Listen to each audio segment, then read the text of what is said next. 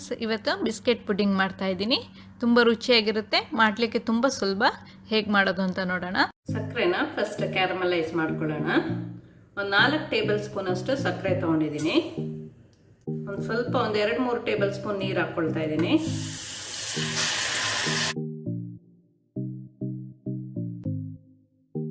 ಸಕ್ಕರೆ ಎಲ್ಲ ಕಲರ್ ಸ್ವಲ್ಪ ಚೇಂಜ್ ಆಗುತ್ತೆ, ಒಂದು ಗೋಲ್ಡನ್ ಕಲರ್ ಬರುತ್ತೆ, ಅಲ್ಲಿ ತನಕ ಇದೇ ಥರ ಮಿಕ್ಸ್ ಮಾಡ್ಕೊಳ್ಳಿ.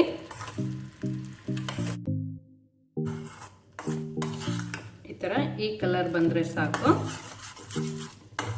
ಆಫ್ ಮಾಡ್ಕೊಳ್ಳೋಣ. ಯಾವ ಪಾತ್ರೆಯಲ್ಲಿ ಪುಡಿಂಗ್ ಮಾಡ್ಕೊಳ್ತಾ ಇದ್ದೀವಿ ಆ ಪಾತ್ರೆಗೆ ಹಾಕೊಂಡ್ಬಿಡ್ಬೇಕು, ಇಲ್ಲಾಂದ್ರೆ ಗಟ್ಟಿ ಆಗಿಬಿಡುತ್ತೆ.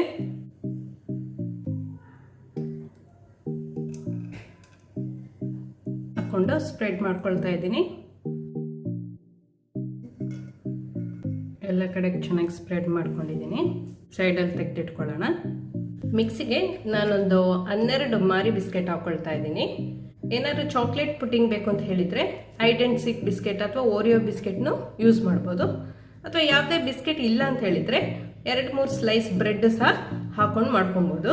ಇವತ್ತು ನಾನು ಬಿಸ್ಕೆಟ್ ಯೂಸ್ ಮಾಡ್ತಾ ಇದ್ದೀನಿ. ಇದರಲ್ಲಿ ಒಂದು 12 ಬಿಸ್ಕೆಟ್ ಇದೆ, ಪೀಸ್ ಮಾಡ್ಕೊಳ್ಳೋಣ.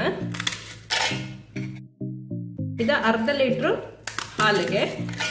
ಈಗ ಇದಕ್ಕೆ ಒಂದು ಅರ್ಧ ಕಪ್ಪಷ್ಟು ಸಕ್ಕರೆ ಹಾಕೊಳ್ತಾ ಇದ್ದೀನಿ. ಇದರಲ್ಲಿ ಒಂದು 6-7 ಟೇಬಲ್ ಸ್ಪೂನ್ ಅಷ್ಟು ಸಕ್ಕರೆ ಇದೆ. ಆಮೇಲೆ 4 ಏಲಕ್ಕಿ.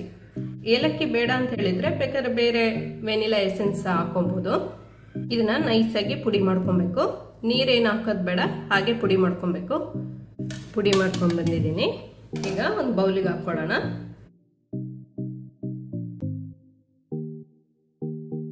ಬಿಸ್ಕೆಟ್ ಎಲ್ಲ ಪೌಡರ್ ಆಗಿಲ್ಲದೆಲ್ಲ ಮೇಲೆ ಬರುತ್ತೆ, ಅದನ್ನ ತೆಗೆದು ಬಿಡೋಣ. ಪೌಡರ್ ರೆಡಿ ಇದೆ.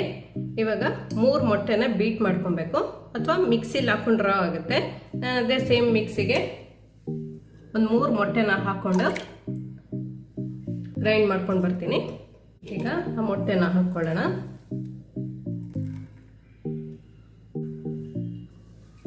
ಚೆನ್ನಾಗಿ ಮಿಕ್ಸ್ ಮಾಡ್ಕೊಬೇಕು. ಇದಕ್ಕೆ ನಾನು ಒಂದು ಅರ್ಧ ಲೀಟ್ರಷ್ಟು ಗಟ್ಟಿ ಹಾಲು ಹಾಕ್ಕೊಳ್ತಾ ಇದ್ದೀನಿ. ಒಂದು 2 ಕಪ್ ಇದೆ ಇದರಲ್ಲಿ. ಹಾಕೊಂಡು ಚೆನ್ನಾಗಿ ಮಿಕ್ಸ್ ಮಾಡಬೇಕು.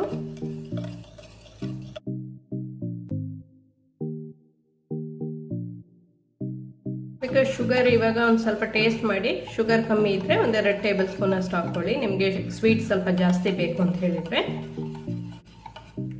ಇದು ರೆಡಿ ಇದೆ. ಅರ್ಧ ಟೇಬಲ್ ಸ್ಪೂನ್ ಅಷ್ಟು ತುಪ್ಪ ಹಾಕ್ಕೊಳ್ತಾ ಇದ್ದೀನಿ.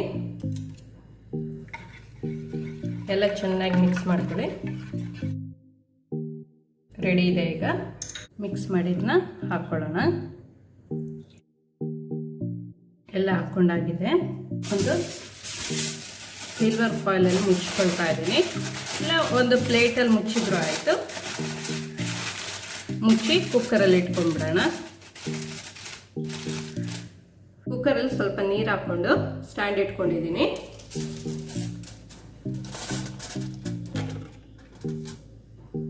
ಒಂದು ಮೀಡಿಯಂ ಫ್ಲೇಮಲ್ಲಿ ಒಂದು 20 ಮಿನಿಟ್ಸ್ ನಾನು ಬೇಯಿಸ್ಕೊಳ್ತಾ ಇದ್ದೀನಿ, ಕ್ಲೋಸ್ ಮಾಡಿಕೊಂಡು. ಇದಕ್ಕೆ ವಿಶಿಲ್ ಹಾಕೋದು ಬೇಡ. 20 ಮಿನಿಟ್ಸ್ ಮೀಡಿಯಂ ಫ್ಲೇಮಲ್ಲಿ ಸ್ಟೀಮ್ ಮಾಡ್ಕೊಳ್ಳೋಣ.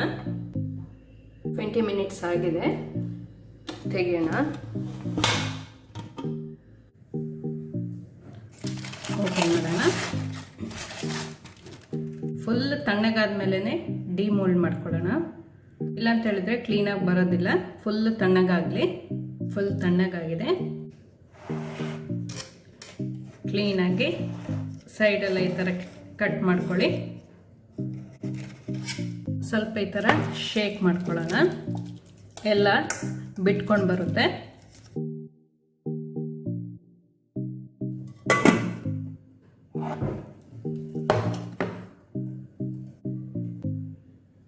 ನೋಡ್ತಿದ್ರೆ ಎಷ್ಟು ಸಕ್ಕತ್ತಾಗಿ ಕಾಣ್ತಾ ಇದೆ ಅಂತ.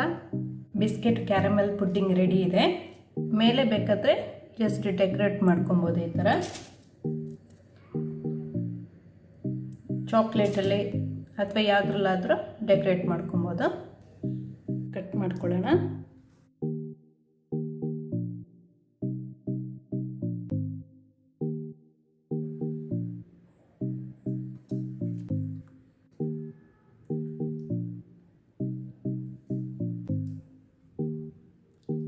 ಕ್ಯಾರಮೆಲ್ ಬಿಸ್ಕೆಟ್ ಪುಡ್ಡಿಂಗ್ ರೆಡಿ ಇದೆ. ನೀವು ಸಹ ಮನೇಲಿ ಟ್ರೈ ಮಾಡಿ ನೋಡಿ. ಈ ವಿಡಿಯೋ ಇಷ್ಟ ಆದರೆ ಲೈಕ್ ಮಾಡಿ, ಶೇರ್ ಮಾಡಿ. ಈ ಚಾನಲ್ಗಿನ್ನೂ ಸಬ್ಸ್ಕ್ರೈಬ್ ಮಾಡಲಿಲ್ಲ ಅಂತ ಹೇಳಿದರೆ ಸಬ್ಸ್ಕ್ರೈಬ್ ಮಾಡಿ. ಸಬ್ಸ್ಕ್ರೈಬ್ ಪಕ್ಕದಲ್ಲಿರುವ ಬೆಲ್ ಬಟನ್ ಪ್ರೆಸ್ ಮಾಡಿದರೆ ನನ್ನ ಹೊಸ ವಿಡಿಯೋ ನೋಟಿಫಿಕೇಷನ್ ನಿಮಗೆ ಬರುತ್ತೆ.